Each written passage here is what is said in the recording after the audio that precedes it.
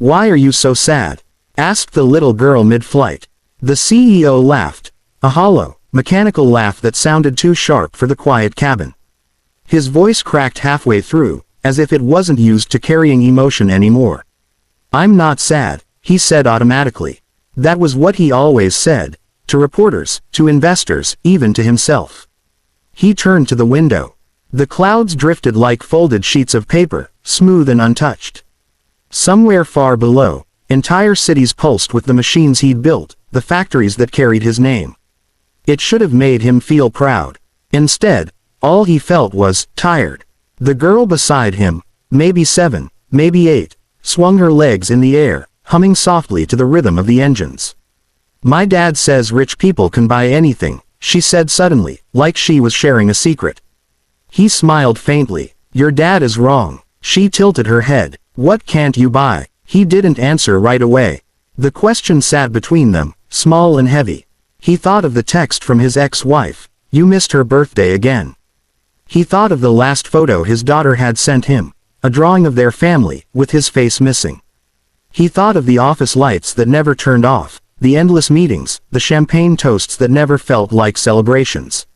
He cleared his throat. "You can't buy time," he said at last. "Or people who love you for who you are." The girl frowned thoughtfully, then rummaged in her little backpack.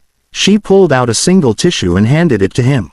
"You can have this, for free." He almost laughed, and then, for reasons he couldn't explain, his throat tightened. The tears came quietly, shaking loose from a part of him that had been locked for decades. He turned his face away, ashamed. The girl didn't say anything. She just looked out the window, swinging her legs again, as if crying were the most natural thing in the world. "Thank you," he whispered. She smiled, small and wise. "You should go home after the plane." He nodded. For the first time in 20 years, he meant it. "Why are you so sad?" asked the little girl mid-flight. The CEO blinked. He hadn't realized she'd been watching him. Her legs swung beneath the seat, her sneakers brushing the carpet with rhythmic innocence. He forced a smile. "What makes you think I'm sad?"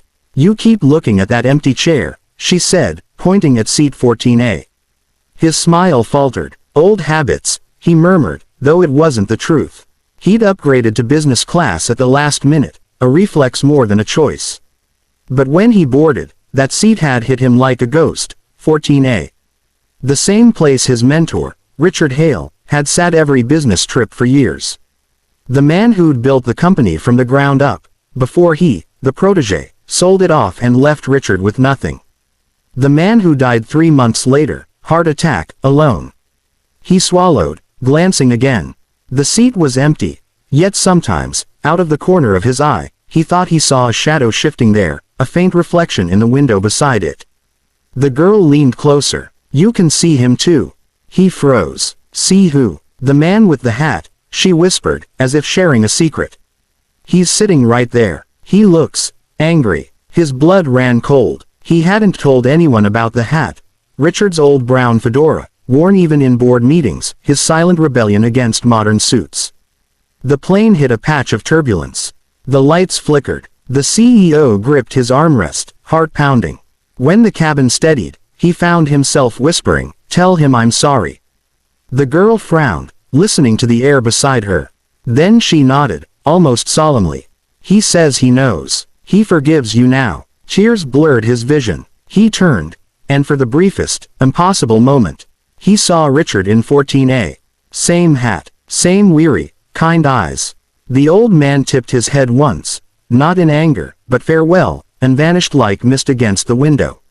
When the plane landed, the CEO lingered after everyone left. He placed his boarding pass on the empty seat, whispering, "Thank you, old friend." The engines quieted. The cabin lights dimmed. For the first time in years, he felt something close to peace. "Why are you so sad?" asked the little girl mid-flight. The CEO blinked, startled.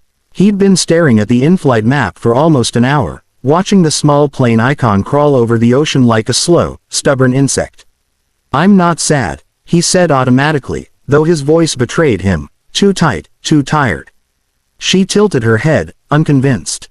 "You look like my dad when he drops me off with mom. He always smiles, but his eyes look leaky. He almost laughed. Maybe I'm just tired. The girl shrugged and started coloring in a little notebook. For a while, there was only the hum of the engines. Then she spoke again without looking up. You going home? He hesitated. Not exactly. He was headed to another city, another meeting, another deal that would make headlines. His assistant had booked this flight, not him. He couldn't even remember what day it was. She looked up. You should go home. That's where hugs live. The sentence hit him harder than she could have known. He thought of his son, 15 now, who hadn't spoken to him in 6 months. The last message he'd sent was an unanswered happy birthday, kiddo. He'd told himself he was giving the boy space, but deep down, he knew the truth. Space had become distance, and distance had become silence. He sighed. Sometimes, he said softly, you can't just go home.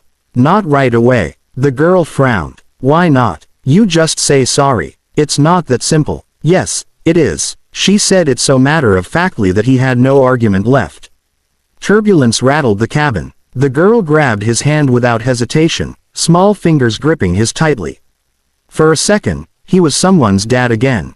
Someone who mattered. When the plane steadied, she smiled. See, you're okay. He looked at her, and for the first time in years, he really was. By the time they landed, she'd fallen asleep.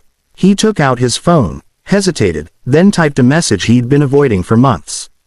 Hey, son, I know I've missed a lot. I'd really like to fix that.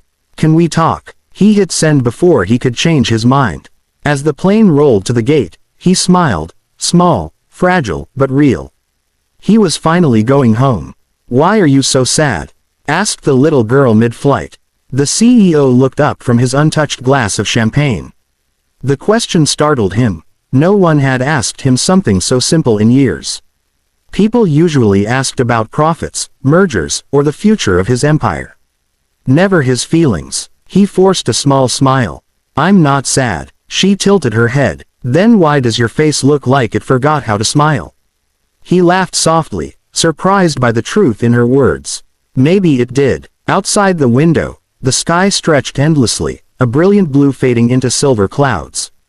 He used to dream of this view when he was a boy. Back then, he wanted to be a pilot.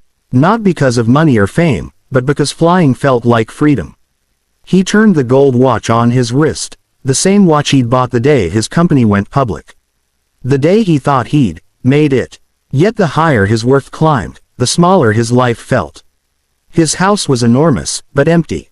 His phone was full of contacts, but silent. The girl pulled a small paper airplane from her bag and tossed it gently into the air. It glided for a second before landing in his lap. You can keep it, she said. It's lucky. He smiled. Thank you. You look like you need a dream, she added, matter-of-factly. My teacher says people who stop dreaming turn gray inside.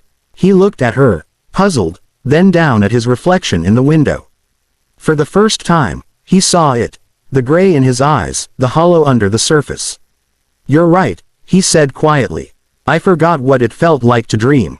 She grinned. Then dream again. When the plane landed, he didn't rush off like he usually did. He stayed behind, holding the paper airplane. His assistant was calling, the driver was waiting, and a dozen unread messages blinked on his phone. He ignored them all. He walked out onto the tarmac instead, the evening air cool against his face.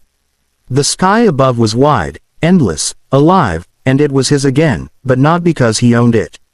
For the first time in decades, he didn't want to buy the world. He just wanted to feel it.